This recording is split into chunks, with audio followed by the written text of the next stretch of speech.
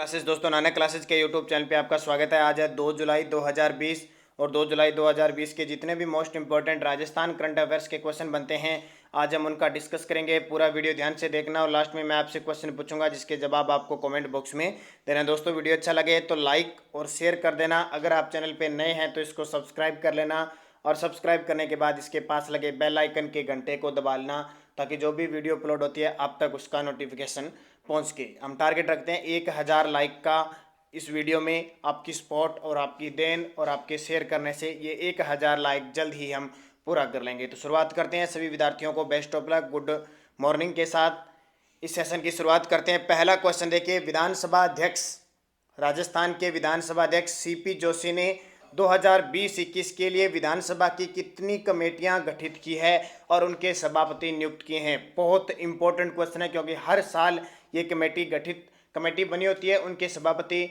हर साल चुने जाते हैं। तो 20 कमेटी गठित की गई है। अब 20 आपको मैंने पिछले वीडियो में 5 कमेटियों के सभापति बता दिए थे और यहाँ अब 15 सदस्य और गठित हो चुके हैं, सभापति बन चुके हैं। तो टोटल कितने हो गए? 20।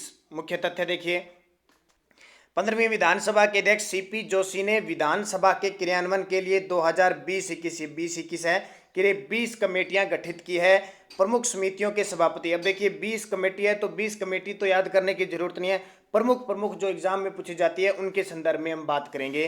तो जनलेखा समिति गुलाब चंद कटारिया, ठीक है। आय व्यय का कितना व्यय किया गया है, कितना मध्य सरकारी खर्चा कितना है, ये सब जनलेखा समिति। इसमें अलग अलग सदस्य होते हैं, बहुत सारे 10-15 सदस्य और होते हैं, इस सभापति के नीचे काम करते हैं। प्राक्कलन समिति कै राजेंद्र पारिक, प्राक्कलन समिति ख दयाराम पारिक। ध्यान रखना, संसदीय समिति होती है जो केंद्र के अंदर, उसी प्रकार विधानसभा की जो विधानमंडल की संसदीय समिति, ये विधानमंडल की समितियां भी होती है। राजकीय उपक्रम समिति हेमाराम चौधरी। नियम समिति सीपी जोशी, नियम समिति के कौन है? भी नियम बनाने विधानसभा के सीपी जोशी। सदाचार समिति दीपेंद्र सिंह शेखावत। स्थानीय निकायों और पंचायती राज संस्थाओं से संबंधित जो भी समिति होगी डॉक्टर राजकुमार। विशेषाधिकार समिति शंकुतला रावत और अधीनस्थ विधान संबंधी समिति नरेंद्र बुडानिया सभापति है। इसके अलावा प्रश्न व संदर्भ समिति ब्रजेंद्र सिंह ओला। पर्यावरण संबंधी समिति के हैं मंजू देवी। पिछड़े वर्ग के कल्याण संबंधी समिति के हैं जितेंद्र सिंह। अनुसूचित जनजाति यानी एसटी कल्याण समिति के सभापति है महेंद्रजीत सिंह मालवीय। और एससी यानी अनुसूचित जाति कल्याण समिति के हैं अशोक खंडार। और अल्पसंख्यक कल्याण समिति है अमीन खान। तो ये सारी इंपॉर्टेंट है, ध्यान रखना। मैंने इंपॉर्टेंट बताई है, इनमें से भी अगर इंपॉर्टेंट बात करें तो ये चारों की चारों इंपॉर्टेंट है। ध्यान रखना, आने वाले एग्जामों में इनका क्वेश्चन पूछा जाता है या तो जनलेखा समिति या फिर इनका मिलान करना होता है। इस तरह मिलान करने का क्वेश्चन पूछा ही जाता है करंट अफेयर्स के अंदर। तो जनलेखा समिति है, नियम समिति है, कुछ एक समितियां हैं। ये जो मैंने इंपॉर्टेंट बताई है, जो एग्जाम में बार बार पूछी जाती है, यही मैंने आपको बताई है। तो इन्हें बढ़िया तरीके से पढ़ लेना। 1 साल के लिए इन्हें नियुक्त किया जाता है विधानसभा अध्यक्ष द्वारा। दूसरा क्वेश्चन देखिए, राजस्थान में किस वर्ष के बाद के खिलाड़ियों को ओलंपिक से नेशनल मेडलिस्ट तक के खिलाड़ियों को सीधी नौकरी दी जाएगी और इसकी शुरुआत राज्य सरकार ने कर दी है। किस वर्ष के बाद के खिलाड़ी? तो 2016 के बाद के खिलाड़ियों को ओलंपिक से लेकर नेशनल गेम में पदक जीतने पर सीधी नौकरी दी जाएगी। अलग अलग इनकी कैटेगरी बनाई गई है। मुख्य तथ्य देखिए, राजस्थान के खेल मंत्री, आपको पहले तो ये रखना, जितने भी खिलाड़ी हो आपको पता होना चाहिए हमारे देश के खेल मंत्री कौन है। हमारे राज्य जिस राज्य में हम रह रहे हैं उसके खेल मंत्री कौन है। तो हमारे देश के खेल मंत्री कौन है मुझे कमेंट करके बताओगे। राजस्थान का मैंने बता दिया। तो उदयलाल अंजना ने 2016 के बाद ओलंपिक से नेशनल मेडलिस्ट तक के खिलाड़ियों को सीधी नौकरी देने की घोषणा की गई है। 2016 के खिलाड़ी भी इसमें शामिल हैं। इसमें कुल 465 खिलाड़ियों को, ध्यान रखना, शामिल किया गया है। ए कैटेगरी में 10 खिलाड़ी, बी कैटेगरी में 13 और सी कैटेगरी में जो अन्य खिलाड़ी बच जाते हैं उन्हें योग्यता ट्रायल के अनुसार नौकरी दी जाएगी। तो बहुत बड़ी बात है। राजस्थान देश का पहला राज्य है जो नेशनल खेल खेलने पर ही खिलाड़ियों को नौकरी प्रदान करेगा। तो ये याद रख लेना, इंपॉर्टेंट है, यहाँ से क्वेश्चन एग्जाम में बनेगा। तीसरा क्वेश्चन, राजस्थान राज्य विधिक सेवा प्राधिकरण के सदस्य सचिव जिन्हें राष्ट्रीय विधिक सेवा प्राधिकरण के सदस्य सचिव बनाए गए हैं। हमारे राजस्थान के राज्य विधिक सेवा प्राधिकरण के सदस्य सचिव है, अब उन्हें राष्ट्रीय स्तर पर विधिक सेवा प्राधिकरण के सदस्य सचिव बनाए गए हैं। वो कौन है? तो अशोक कुमार जैन को बनाया गया है। मुख्य तथ्य, राजस्थान राज्य विधिक सेवा प्राधिकरण के सदस्य सचिव अशोक कुमार जैन को राष्ट्रीय विधिक सेवा प्राधिकरण के सदस्य सचिव बनाया गया। इतना परीक्षा की दृष्टि से इंपॉर्टेंट नहीं है, लेकिन करंट में है इसलिए आपको बता दिया। दूसरा, अभी आपको पता है जून महीना खत्म हो चुका है और इस संडे के दिन आपको जून महीने के टॉप 100 क्वेश्चन उपलब्ध करवाए जाएंगे। तैयार रहना, सुबह 7 बजे या 8 बजे आपको संडे के दिन ये पूरे 100 क्वेश्चन उपलब्ध कराएंगे। उससे पहले हमारे चैनल पर पिछले अप्रैल 2019 से लेकर लगातार मई 2020 तक हर महीने की करंट अफेयर्स वीडियो उपलब्ध है। प्लेलिस्ट में कुछ दिए हुए हैं, कुछ आप सर्च लगा लिया करो सीधा, तो आपको सीधा सीधा मिल जाएगा। अभी प्लेलिस्ट हमारी एकदम सेट नहीं हुई है, आपको सेट होने के बाद पूरी क्लियर दिखने लग जाएगी।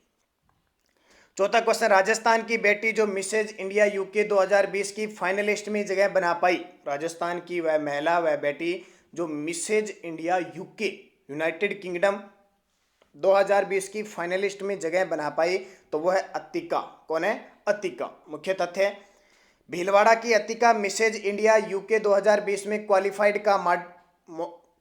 के फाइनलिस्ट में जगह बना पाई।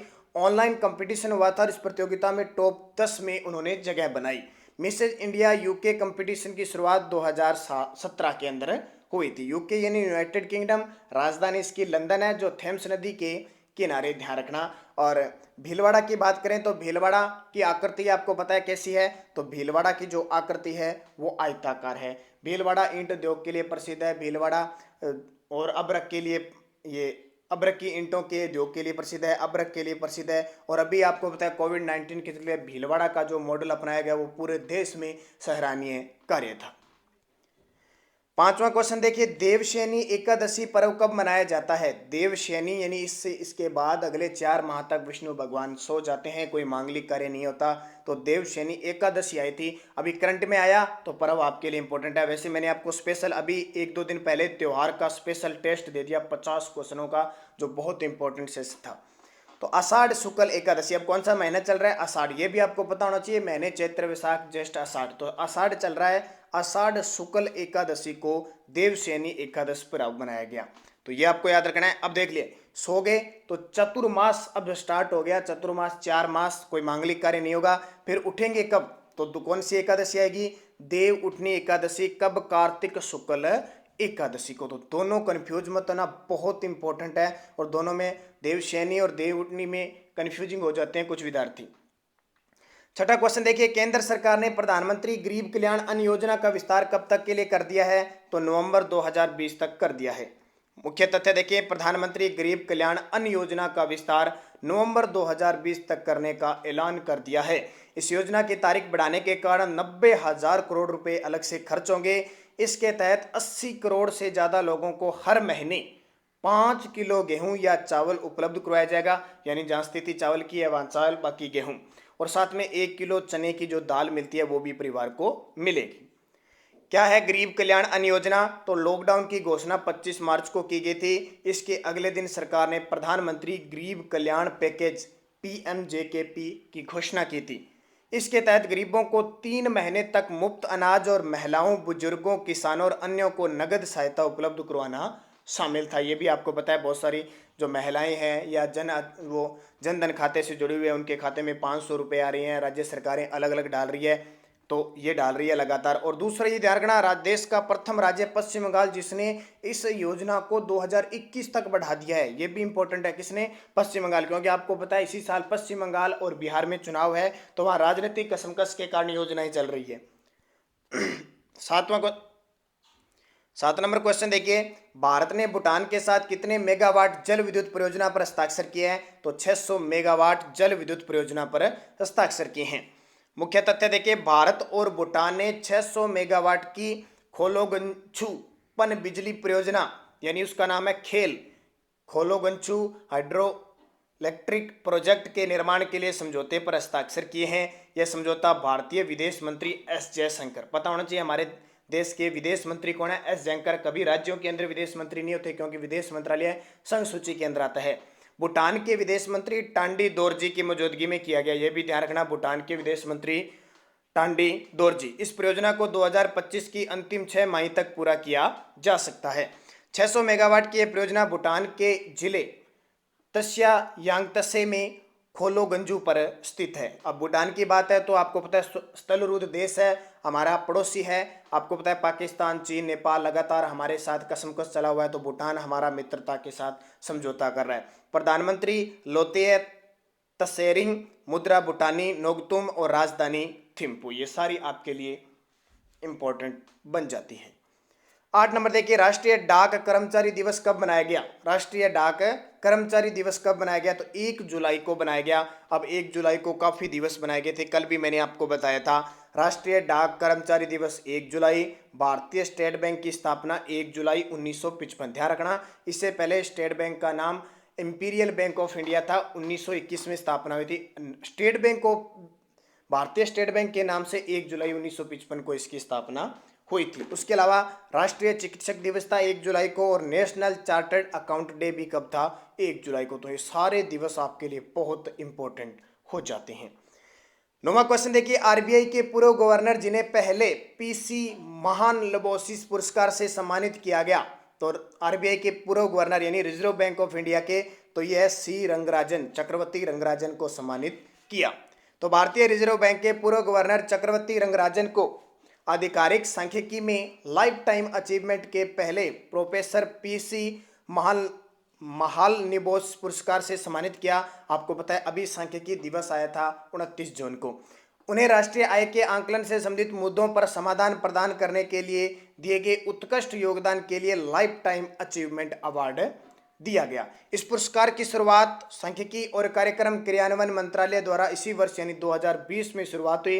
पहला ही पुरस्कार मिला, तो बहुत इंपॉर्टेंट आपके लिए किसको? सी रंगराजन, जो आरबीआई के पूर्व गवर्नर है। अब वर्तमान में रिजर्व बैंक ऑफ इंडिया के गवर्नर कौन है? ध्यान रखना, आरबीआई, जिसका मुख्यालय मुंबई में है। स्थापना 1935 में हुई थी, जबकि राष्ट्रीयकरण 1949 में हुआ था, और वर्तमान में शशिकांत दास इसके 25वें गवर्नर हैं। 10वां क्वेश्चन देखिए, मध्य प्रदेश के राज्यपाल का अतिरिक्त प्रभार किसे सौंपा गया है? तो हाल ही में मध्य प्रदेश का अतिरिक्त कार्यभार आनंदीबेन पटेल को सौंपा गया है, जो उत्तर प्रदेश की राज्यपाल है। तो आनंदीबेन पटेल वर्तमान में उत्तर प्रदेश की राज्यपाल है। आनंदीबेन पटेल को राष्ट्रपति के बयान के अनुसार 28 जून को लालजी टंडन, मध्य प्रदेश के राज्यपाल कौन थे, अनुपस्थिति पर अतिरिक्त प्रभार सौंपा गया, क्योंकि उनकी तबीयत खराब है और लखनऊ अस्पताल में उन्हें भर्ती करवाया गया है। अब उत्तर प्रदेश की आनंदीबेन पटेल, तो मुख्यमंत्री योगी आदित्यनाथ, और मध्य प्रदेश के मुख्यमंत्री है शिवराज सिंह चौहान। ये इंपॉर्टेंट है, क्योंकि अभी सरकार कांग्रेस की मिलके बनी थी, कमलनाथ मुख्यमंत्री थे तो उनका बहुमत साबित नहीं कर पाए, तो शिवराज सिंह चौहान भाजपा के वापिस मुख्यमंत्री बन गए। अब पिछले वीडियो का क्वेश्चन क्या था? राजस्थान में स्काडा सिस्टम से कंप्यूटराइज होने वाला पहला बांध, तो बिसलपुर बांध जो है कहाँ पे? टोंक में है, बनास नदी पर बना है। और ये मैंने बताया था स्काडा सिस्टम यानी सारी जानकारी इसकी मोबाइल ऐप पर मिलेगी, ऑनलाइन सूचना देने वाला ये बिसलपुर बांध है। और एक क्वेश्चन, सांबर झील में किस नदी द्वारा प्रतिवर्ष सर्वाधिक लवण की मात्रा लाकर जमा की जाती है? तो मेंढा नदी की। खारी, मेंढा, रूपनगढ़ और खंडेला, 4 नदियां सांबर झील में आके गिरती है। पिछले साल बीएसटीसी में क्वेश्चन आया था कि सांबर झील में कुल कितनी नदियां आके गिरती है? 4। ठीक है, सबसे खारी कौन सी होगी? मेंढा या मेंधा जिसको कहते हैं, ये मेंथा भी कहते हैं, इसको ध्यान करना, मेंढा या मेंथा भी इसे कहा जाता है। सांबर झील राजस्थान की खारे पानी की सबसे बड़ी झील है। पूरे देश का 8.7% यह नमक उत्पादित होता है। प्रॉपर रूप से जयपुर में है, वैसे नागौर, अजमेर और जयपुर 3 जिलों में ये फैली हुई है। इसका निर्माण बिजोलिया शिलालेख के अनुसार वासुदेव चौहान ने करवाया था। एक क्वेश्चन, राजस्थान सरकार ने राज्य के किन जनजातीय परिवारों को महात्मा गांधी नरेगा योजना में 100 दिवस का अतिरिक्त रोजगार उपलब्ध करवाने के निर्देश दिए हैं? तो सहरिया, खेरुआ, केथोड़ी, उपयुक्त सभी। अब इनके बारे में आपको थोड़ी थोड़ी बातें बतानी है। सहरिया के बारे में 5 बातें बतानी है, और केथोड़ी जनजाति के बारे में आपको सिर्फ पाँच बातें बढ़िया तरीके से कमेंट करके मुझे बताओगे।